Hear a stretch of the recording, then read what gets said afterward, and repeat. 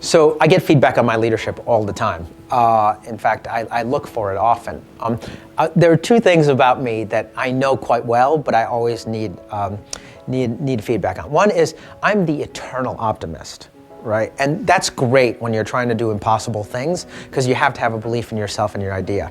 But I'm also the eternal optimist who says, yeah, you know what? I have a breakfast in Georgetown from 7:30 until 8:30, and at 8:28 I can walk out of that breakfast and get to the Aspen Institute by 8:30, which frankly, unless you're bending light, you're not actually going to make happen. So there's some kind of practical levels of optimism that I need to be able to understand. And I don't mean that as the only example, but I do need, therefore, to have around me people who are also realists. And so one of the things I've learned is just kind of how you need to create a team that balances all of these capabilities. I love strategy. I love big ideas. And I need to make sure, therefore, that I at least have a few people around me who can execute around those ideas and who can be the operational focus to actually get things done. I think the other part of what I've learned is that I am incredibly bad at being able to say no.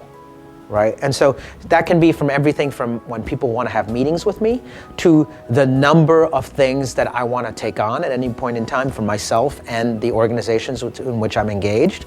And being able to do that well is a skill and talent that's required. And so I know I'm not good at it. And so I have to force myself to think through and make sure that I have people around me who can help me think through that.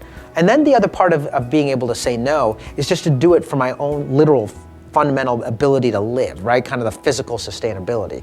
And so there, it really helps to be married to someone who is very good at being able to say no for you. And so I get all this feedback. I understand I've gotten better at it, but I've also gotten better at knowing who to put around me as part of my team so that I do these things better than I can on my own.